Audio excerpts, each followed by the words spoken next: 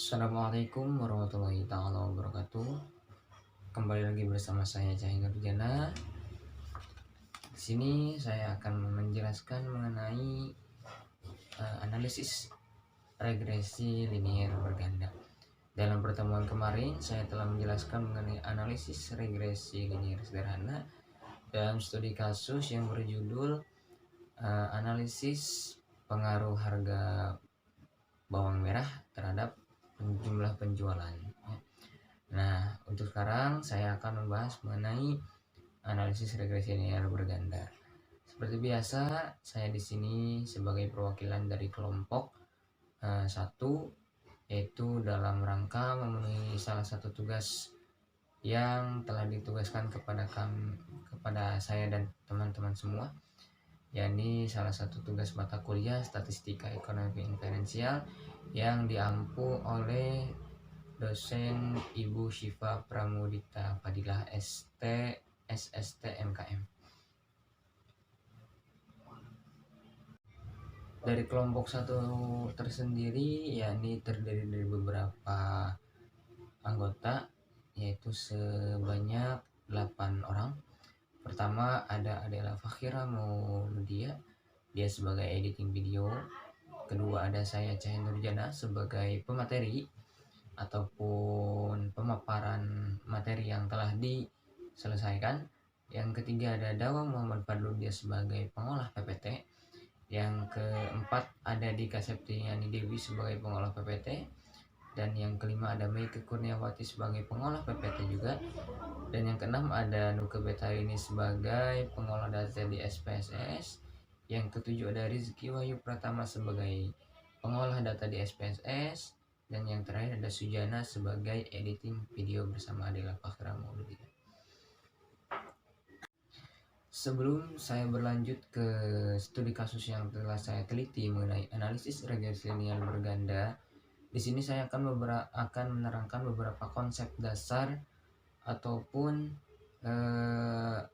ada beberapa uji asumsi klasik yang harus terpenuhi terlebih dahulu dalam analisis regresi linier berganda. Di antaranya, satu, analisis regresi linier berganda itu berfungsi atau bertujuan untuk mengetahui ada atau tidaknya pengaruh dua atau lebih variabel bebas atau variabel independen terhadap variabel terikat atau variabel dependent, yaitu atau variabel Y. Itu tujuan dari analisis regresi linier berganda. Jadi sekali lagi bahwa tujuan analisis regresi linier berganda yaitu untuk mengetahui ada atau tidaknya pengaruh dua variabel atau lebih variabel bebas terhadap variabel terikat atau variabel Y. Nah, di sini kemudian kami yaitu pada analisis regresi linier berganda terdapat dua hubungan yang harus diuji atau dua korelasi yang harus diuji, yakni ada hubungan parsial atau korelasi parsial, yang kedua ada hubungan simultan atau korelasi simultan. Nah, dari uji hubungan parsial yakni kami menggunakan uji T, yaitu bertujuan untuk mengetahui ada atau tidaknya pengaruh parsial atau pengaruh tersendiri dari yang diberikan variabel bebas atau variabel X terhadap variabel Y. Nah, itu uji T bertujuan untuk mengetahui ada atau tidaknya hubungan parsial, ya. Kemudian ada uji F, yaitu bertujuan untuk mengetahui ada atau tidaknya pengaruh simultan, atau uji F di sini bertujuan untuk digunakan untuk mengetahui adanya hubungan simultan, yakni adanya kedua-duanya variabel tersebut ada atau tidak pengaruhnya terhadap variabel X, terhadap variabel Y, maaf. Kemudian ada lagi koefisien determinasi, ya, berfungsi untuk mengetahui berapa persen pengaruh yang diberikan variabel X secara simultan terhadap Y. Itu konsep dasar analisis regresi linier berganda pada kali ini. Nah, kemudian untuk judul penelitian atau studi kasus pada analisis regresi linier berganda kali ini, kami kasih judul dengan pengaruh harga bawang merah dan ongkos kirim terhadap jumlah penjualan per hari di toko Haji Pendi selama bulan November 2021. Kalau kemarin dalam analisis regresi linear sederhana itu hanya satu variabel bebas atau satu variabel independen, yakni harga bawang saja terhadap jumlah penjualan. Namun untuk analisis regresi linear berganda kali ini kami menggunakan dua variabel X, yaitu harga bawang dan ongkos kirim terhadap pengaruhnya terhadap jumlah penjualan di toko Haji Pendi selama bulan November 2021. Kemudian di sini ada tabel data time seriesnya, yaitu harga bawang merah dari mulai tanggal 1 sampai tanggal 30 November 2021. Dan ada ongkos kirimnya per hari selama 30 hari serta jumlah penjualan selama 30 hari.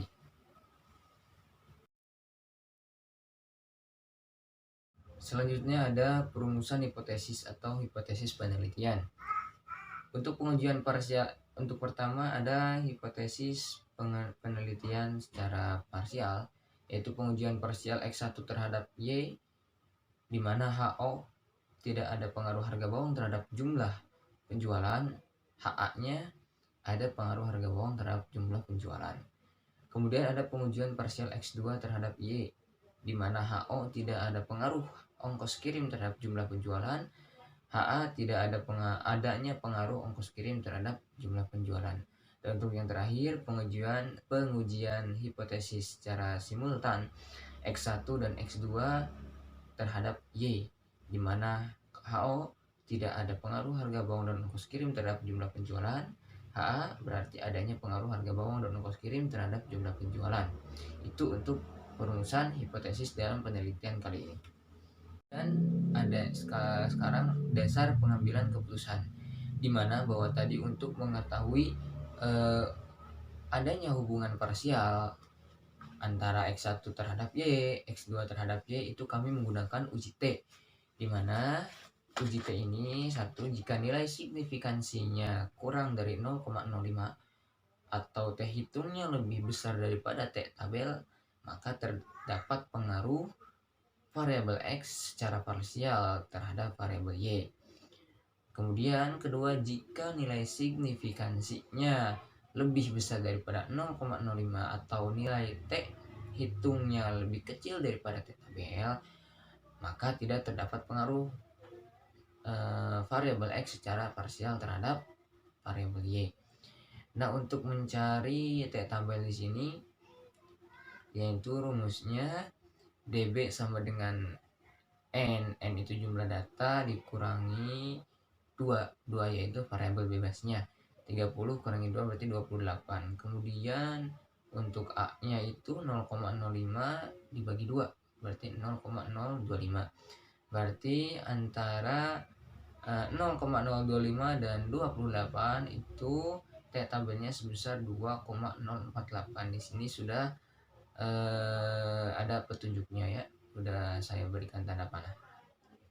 Itu untuk dasar pengambilan keputusan uji T, yang dimana digunakan untuk mengetahui pengujian hubungan secara parsial.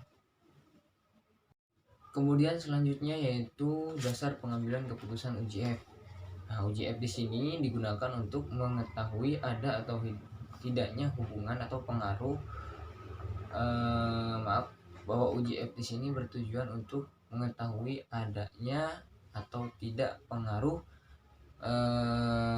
variabel X dan variabel X1 dan X2 secara bersamaan atau secara simultan terhadap variabel Y-nya. Di sini menggunakan uji F, yaitu di mana satu, jika nilai signifikansinya lebih kecil daripada 0,05 atau F hitungnya lebih besar daripada F tabel, maka terdapat pengaruh variabel X secara simultan atau secara bersama-sama terhadap variabel Y.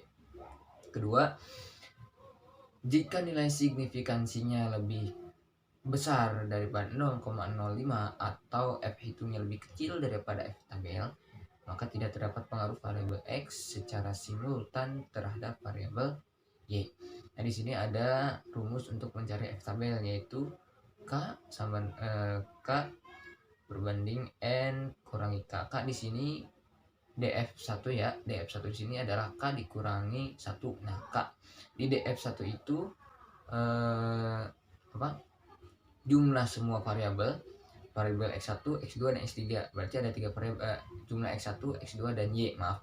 Berarti ada 3 variabel dikurangi 1, berarti K df1-nya itu adalah 2. Dan untuk f2, df2 itu n dikurangi k. Nah, k di sini adalah hasil dari df1, berarti k-nya sudah 2. N di sini total semua data ada 30 data dikurangi 2 berarti 28. Berarti untuk mencari F tabelnya yaitu 2 dengan 28. df1-nya 2, df2-nya 28. Nah, ya. Berarti di sini sudah ditunjukkan bahwa nilai F tabelnya yaitu sebesar 3,34. Nah, setelah data diolah di SPSS, kemudian muncul tabel-tabel output dari SPSS. Nah, untuk tabel pertama, output pertama yaitu metode ya. Jadi tabel di atas ini menjelaskan tentang variabel yang dimasukkan serta metode yang digunakan ya.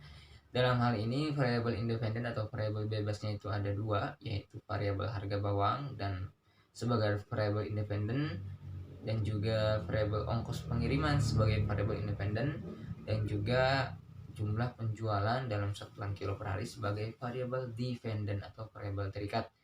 Dan metode yang digunakan adalah metode enter. Nah, kemudian ada persamaan regresi linier berganda, yaitu Y sama dengan A plus B1x1 plus B2x2 plus sekian plus BN/XN. Nah, dari output tabel koefisien yaitu terlihat nilai signifikansi pada tabel semuanya itu lebih dari 0,05 ya.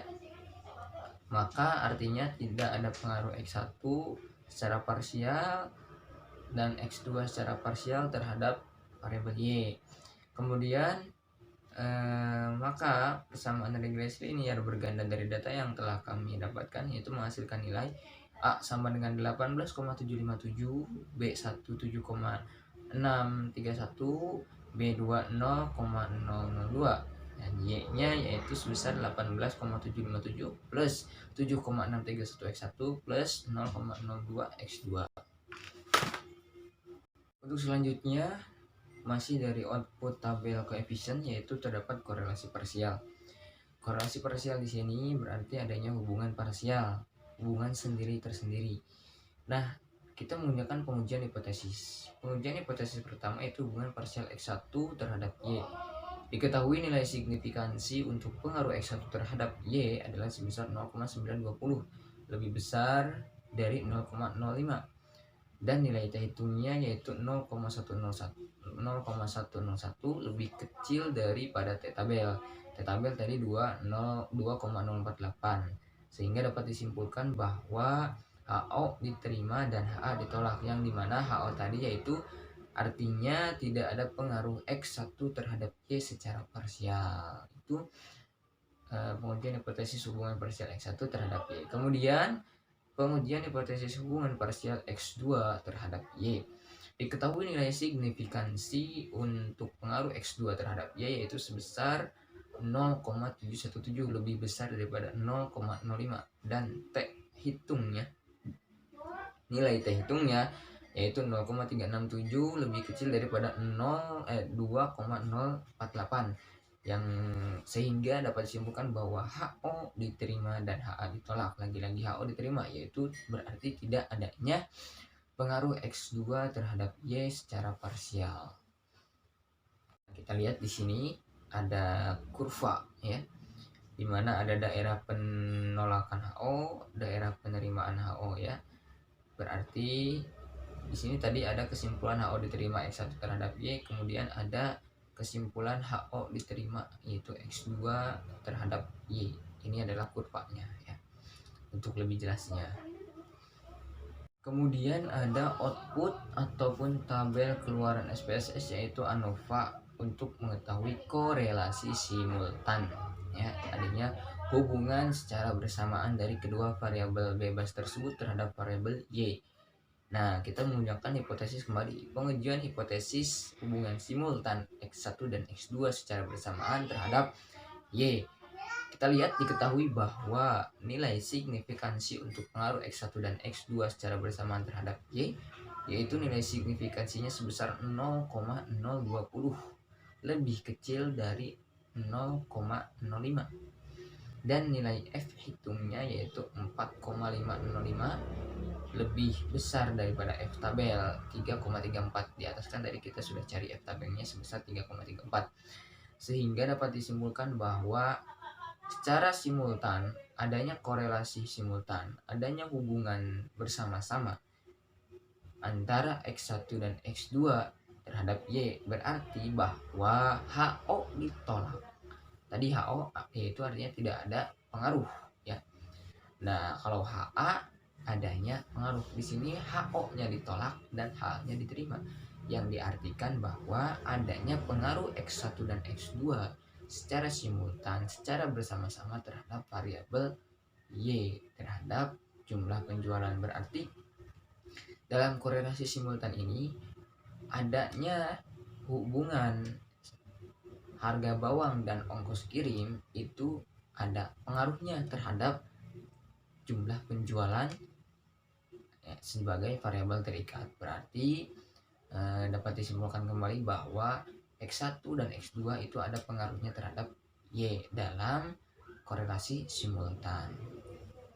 Dan ini ada tabelnya ya.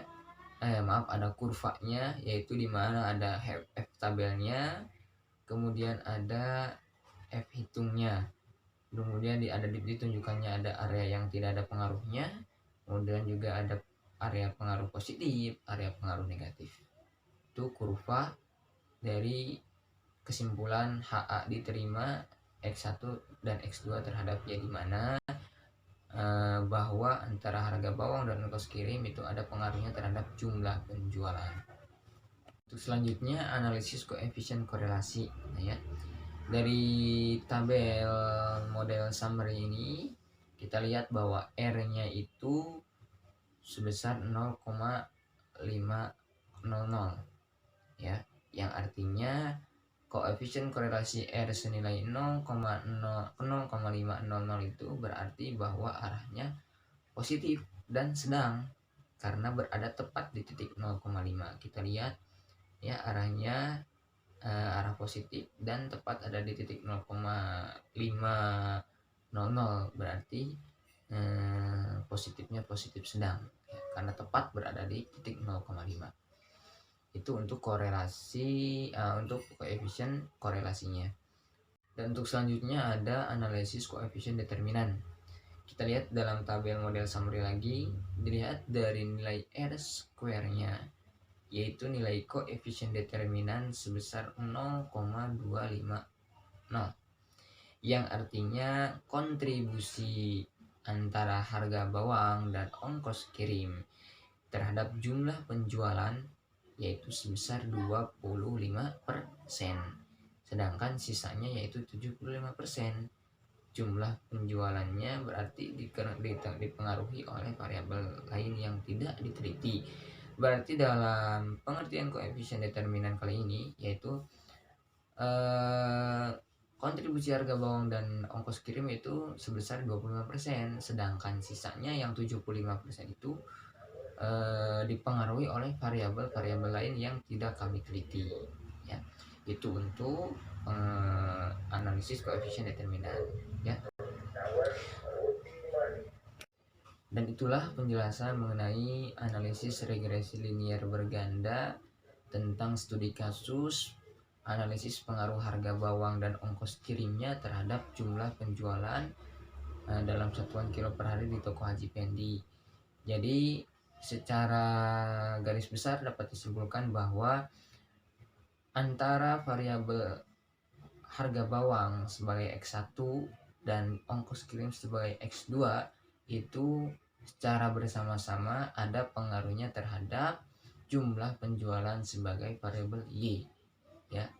Sekali lagi bahwa disimpulkan bahwa secara simultan tadi kita ketahui bahwa antara variabel X1, X dan X2 secara simultan itu ada hubungannya terhadap variabel Y, yang dimana X1 ini adalah harga bawangnya, X2 ongkos kirimnya.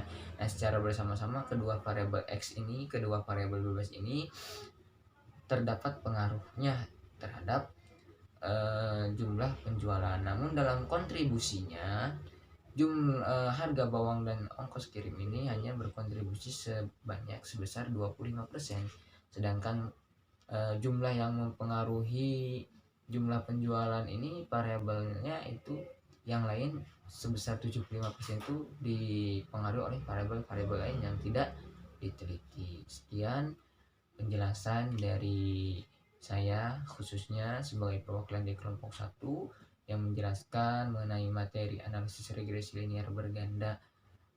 Untuk itu saya mohon maaf apabila dalam penjelasan tadi terdapat banyak kesalahan, mohon untuk dimaafkan. Semoga apa yang telah saya jelaskan tadi dapat bermanfaat bagi kita semua. Dari saya cukupkan sekian. Bila taufiq wal hidayah. Wassalamualaikum warahmatullahi wabarakatuh.